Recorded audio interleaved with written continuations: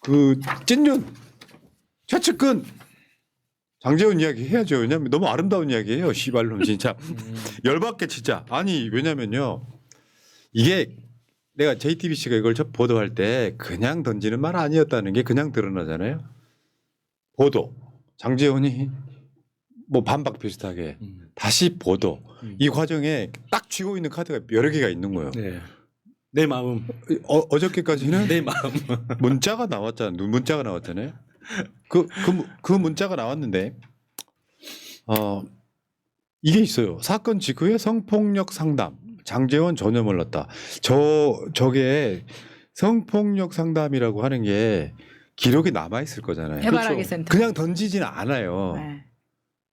그러니까 장제원 전혀 몰랐다. 저 표현이 너무 이제 장제원 멍청한 사람인가 왜 저러지 싶은 게 당연히 모르지 니는. 내가 성폭력 피해자가 상담받으러 가는데 가해자한테 나 성폭력 상담받으러 가요 알리고 갑니까? 자기 알아서 가는 거지. 근데 이게 있어. 장제원은 저 문자가 있는지도 몰랐을 거고. 문자 한번 봐봐요. 다시 한번. 누구누구야 통화 좀 하자. 그냥 그렇게 가면 내 마음은 어떻게. 문자 받으면 답 좀 해줘. 저게 또 강간의 형식을 빌어 사랑을 고백하는 그런 거네. 어디야? 서울? 부산? 친구 집 이런 식으로. 근데 저 상황은 호텔 방에서 피해자가 나가고 나서 장제원이 보낸 문자고 네. 관련된 문자가 18개가 있다는 거고요. 출근 안 했다는 거죠. 비서였는데. 근데 비서였는데 출근 안 했는데 그 자리를 채우지 않고 내버려 뒀다는 거예요. 네.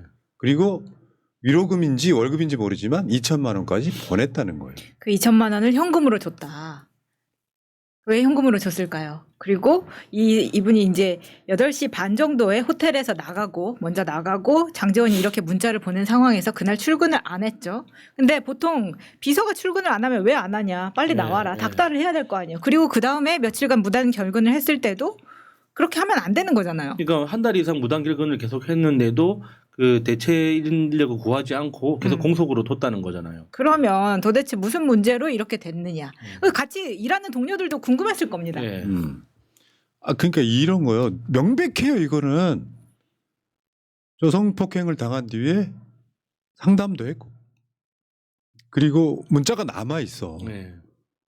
원래는 이게 작년인가? 아니 2021년인가 고소 고발을 하려고 했었대요. 22년, 3년, 23년이었구나. 네.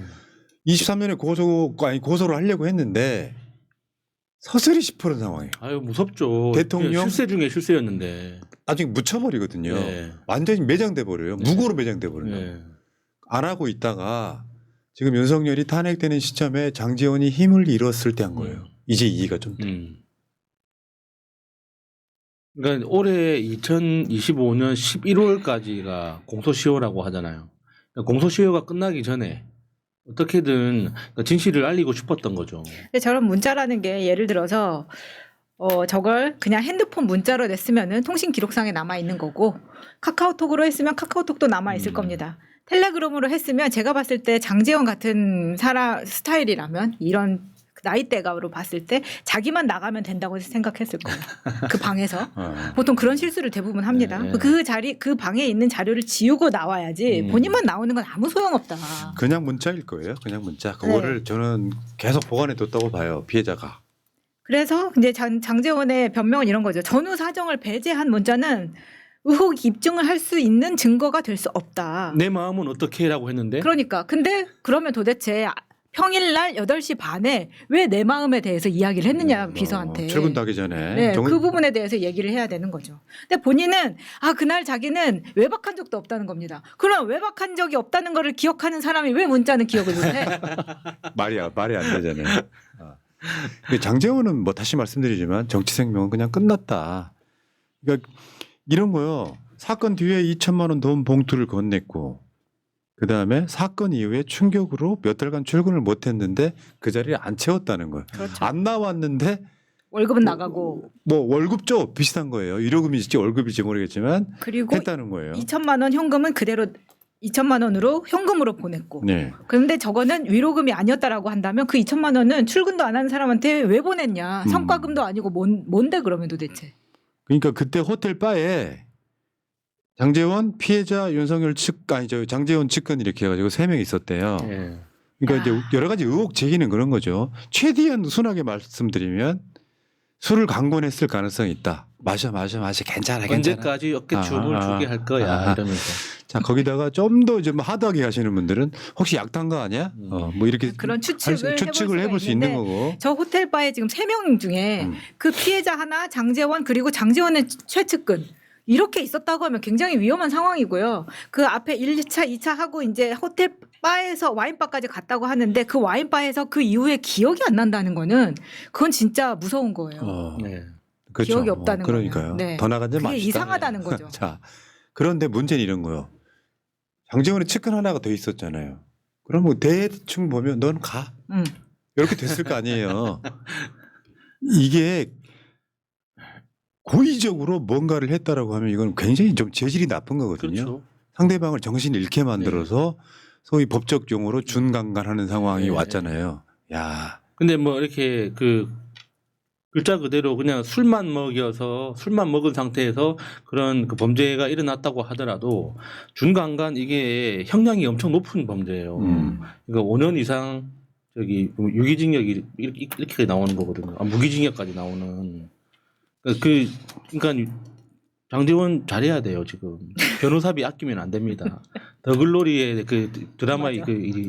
그런 교훈이 나오잖아요. 네. 변호사비는 아끼면 안 된다고. 그 정변한테 연락하시면 됩니다. 괜찮은 변호사입니다. 아 그러니까 이런 게 있잖아요. 여러분 뭐 이런 과정이 있어서 보통 이제 저 피해자를 2차 가해하는 장제원 지지하는 사람들은 거짓말할 수가 있어요. 어떤 게 있냐면 이 여자가 뭘 해보려다가 안 되니까 저러는 거 아니고 좀 불가능하다고 보고요. 장제원은 저거 당황할 수밖에 없는 게 피해자한테 2천만 원 준 걸로 끝났다고 생각을 하고 수년간을 잊고 살았던 거야. 그 사이에 피해자는 마음의 병만 쌓여가는 그렇죠. 거고 네. 참다 결국 윤석열의 권력이 떨어지는 시점에 이걸 사실은 폭로한 거잖아요. 네. 그러니까 그 사이에 딜도 없었던 거고 누구 말처럼 무슨 뭐 돈을 뜯어낸다거나 네. 하는 방식으로 접근했던 게 아니라 부식간에 이 사건이 밖으로 공개된 거라고 보면 장제원은 근데 이게 최근이 아닐 수는 있어요. 최근 몇 개월 사이일 수 있다고. 장제원이 그걸 인식한 데에는. 네. 자, 재밌네요. 지금 이제 경찰이요. 검찰 아닙니다. 서울청에 지금 고소가 됐나 봐요. 장제원은 지금 소환 통보를 했습니다. 나와라. 조사 받자. 언제 나갈지 모르죠. 버틸 수도 나가야죠. 피의자인데 나가야죠. 안 그러면 피의자가 소환에 안 응하면은 체포죠. 뭐 그렇던 사실이 없다고 하지만 이미 변호사도 선임하고 변호사 측에서도 계속 변명을 하는 거 보면은 이건 준비는 하고 있는 것 같습니다. 혹시 알아요? 마포에 산다는 그 아방구 같은 집은 뭐 경호처 사람들이 소총으로 둘러싸고 경호를 할지 압니까? 장제원은 그렇고요. 가볍게 하나만 더 볼게요. 친윤 김은혜 지금 뉴스타파 보던데 지역구 시의원 공천 비리 정황인데 뚝이 터지는 거죠 네, 지금. 뚝이 터지는 거예요. 진짜 뚝이 터지는 거예요. 저는 뭐냐면 저 김은혜가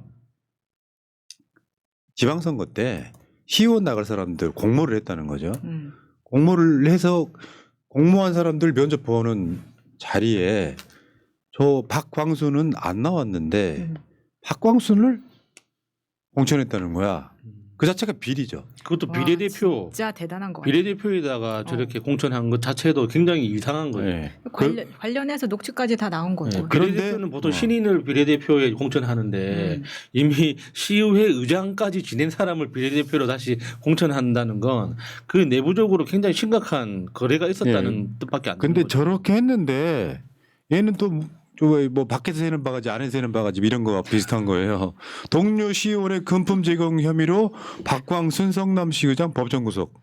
야. 저렇게 공천했는데 나중에 또 법정 구속돼갖고 날아갔어. 그러니까 끼리끼리 다 그런 사람들을 공천 받고 주고 받고 하다 보니까 이런 네. 상황이 되는 거 아닙니까? 참, 예. 이 부분에 있어서 김은혜도 빨리 수사 받아야 되는 거죠. 네. 그러니까 어떤 과정을 거쳐서 절차와 시스템을 무시하고 공천됐느냐? 이게 지금 이제 비리 구석인데 왜 김연아 기억나요? 김연아가 이제 고향에서 예. 김연아가 공천을 신청할 사람들한테 지역 사무실이 있잖아. 지역 사무실이 사실 불법이에요. 예. 지구당이 그래서 없어진 거야. 지역 사무실 유지는 해야 되겠어. 그러니까 지역 사무실 유지비 쪽으로 돈을 걷습니다. 근데 그 유지비조로 이렇게 목적은 유지 공천 사무 그러니까 지역 사무실 유지였는데 그 제목이 재밌었죠. 뭐 예를 들면 정확한 이름은 기억 안 나지만은 만약 여기가 새날 사무실이야. 그러면은 새날발전위원회. 당신은 새날발전위원회 위원으로 임명합니다. 한 달에 100만 원씩 내세요. 이런 식으로 이제 딱 만들어가지고. 그래서 만인의 놈 순서로 예. 공천되는 게 예. 사실은 그게 뇌물이거든 사실 알고 보면. 그렇죠. 자 알겠습니다. 친윤이 몰락하고 있습니다. 자 그리고 하나 더 있으면 이철규 아들이잖아요. 이철규 아들의 부인도 같이 마약을 하고 있었더라고. 화목한 그러니까 가정입니다. 사실 같이 마약을 했는 것까지는 우리가 확인할 수는 없지만 최소한 남편이 마약한다는 건 알고 있었다. 차에 동승을 예. 하고 있었고 차에서 기다려줬다는 건 어. 적극적으로 방조했다는 거잖아요. 난 정말 금슬 좋은 부부라고 생각해. 아니 그게 윤석열 김건희랑 비슷하잖아. 둘이 똑같아. 그러니까 이렇게 되면 우리 이제 뽕철규라고 해야 됩니까? 뭐라고 불러야 돼요? 적어도 이 사안에 있어서 부부싸움은 하지 않았을 테니까. 네. 미치겠네. 약이 떨어지면 싸웠겠죠. 아이고 여기까지요. 친년들의 몰락